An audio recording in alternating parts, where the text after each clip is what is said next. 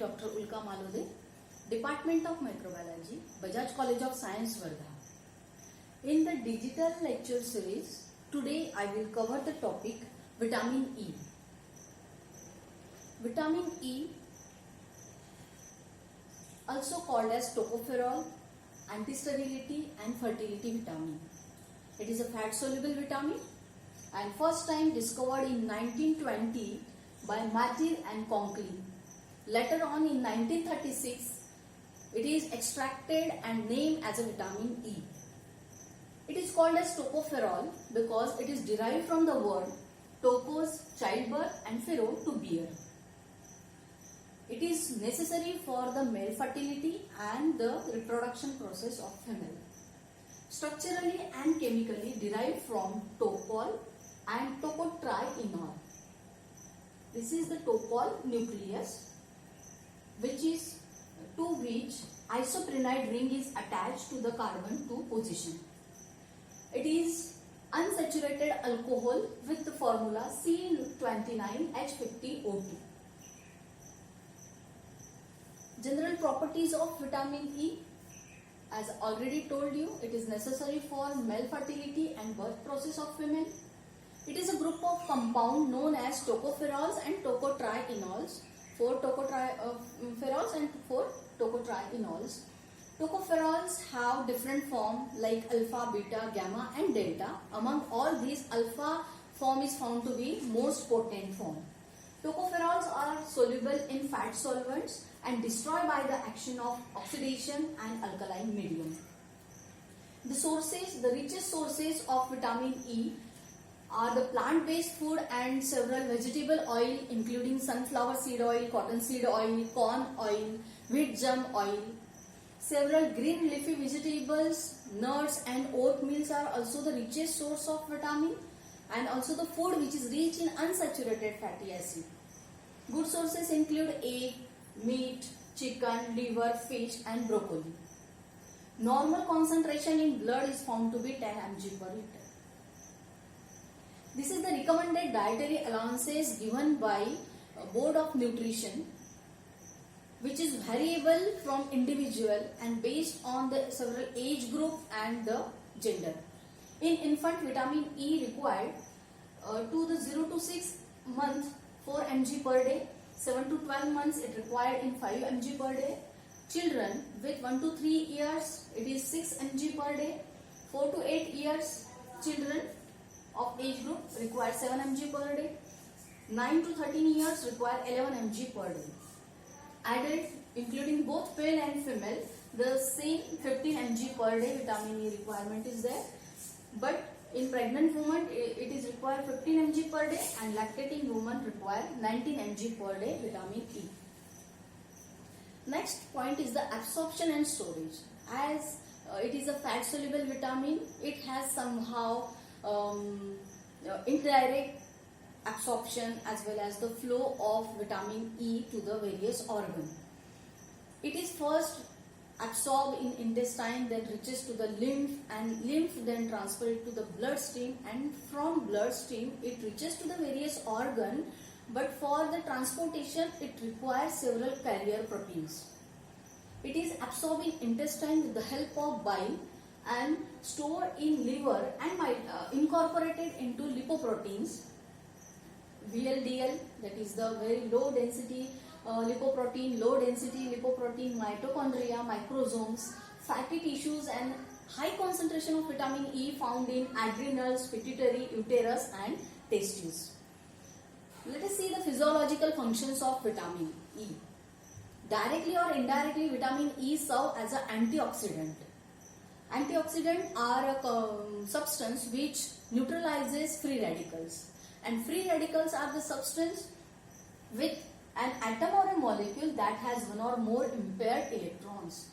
It has tendency to acquire an electron to other substance and make it highly reactive.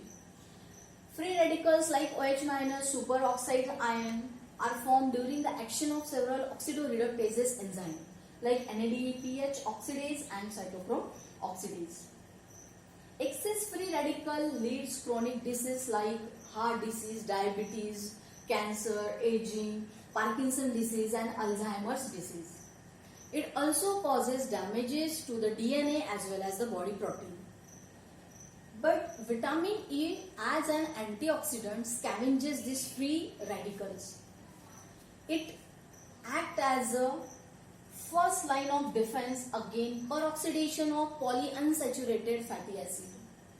The phospholipids of mitochondria, endoplasmic reticulum, plasma membrane have the affinity to alpha tocopherol and the vitamin E.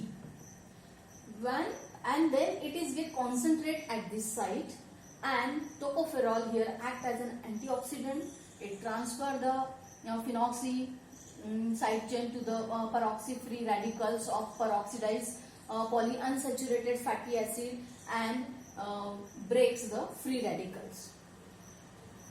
The phenoxy-free radicals then may combine with the vitamin C and regenerate tocopherol, or you can say the phenoxy-free radicals attach with the further phenoxy-free radicals with bromine ring and oxidized side chain that leads a non-free radical product.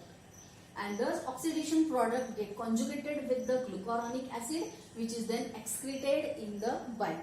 As it is a fat-soluble vitamin, it is not excreted through the urine.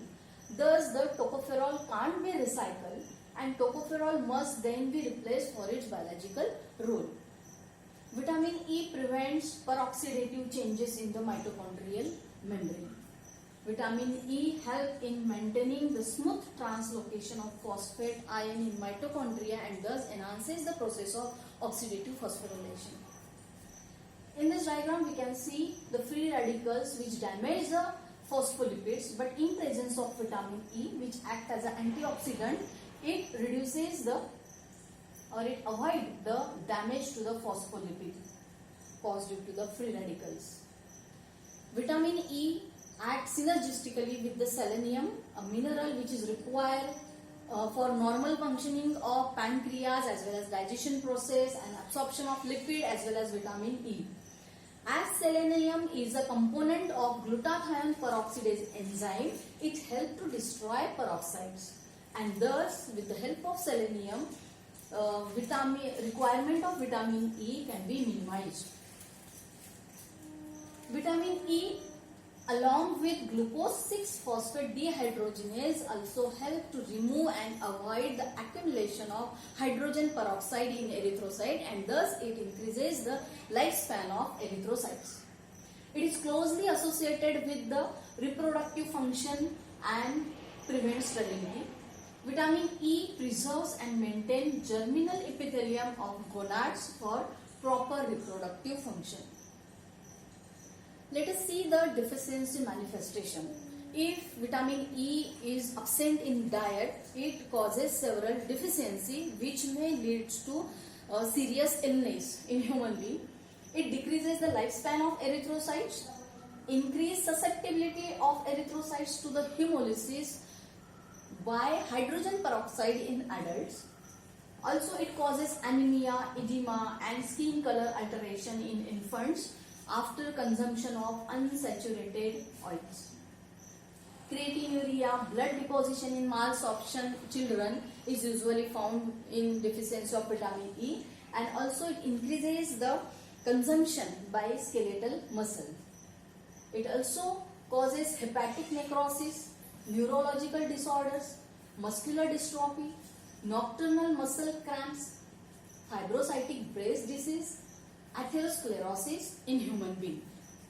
In rodent also it causes deficiency manifestation, that is the fetus resorption. It means fetus dies after implantation. If prolonged deficiency of vitamin E takes place, it leads to the degeneration of testes. In chicks also it is observed that the embryonic mortality is observed, that is the disintegration of blood vessel. In guinea pigs, degenerative changes observed in muscles and paralysis may also take place. But vitamin E deficiency can be manageable. Daily doses of 400 to 800 mg recommended for cure of this disease. Abortion, sterility, muscular dystrophy, diabetes heart disease, skin disorders and anemia in infants. Daily administration of 3 to 4 gram of tocopherol over long period has not found to be toxic. Let us see the toxicity of vitamin E. When we talk about a fat soluble vitamin, they show the toxicity in general, and few water soluble vitamins also show the toxicity. But the toxicity is found to be rare with vitamin E. There is no risk of too much vitamin E if it is consumed from the natural food sources, but the risk of toxicity may arises if the person consumes the vitamin E from the food supplements. Supplements up to 800 international unit probably harmless, but above that limit, about 1000 mg per day of any form of food supplement, generally alpha tocopherol is recommended, and that found somehow harmful. Upper level in case of natural sources is 1500 international unit, while 1100 international unit as a food supplement. If toxicity arises, it may lead to the risk of hemorrhages, as well as it inhibits the vitamin K metabolism, especially in conjunction with anticoagulants. So this is about the vitamin E, their sources, recommended dietary allowances, deficiency manifestation, management of vitamin E deficiency, and the toxicity of vitamin E. With this, I conclude this topic, vitamin E. Thank you.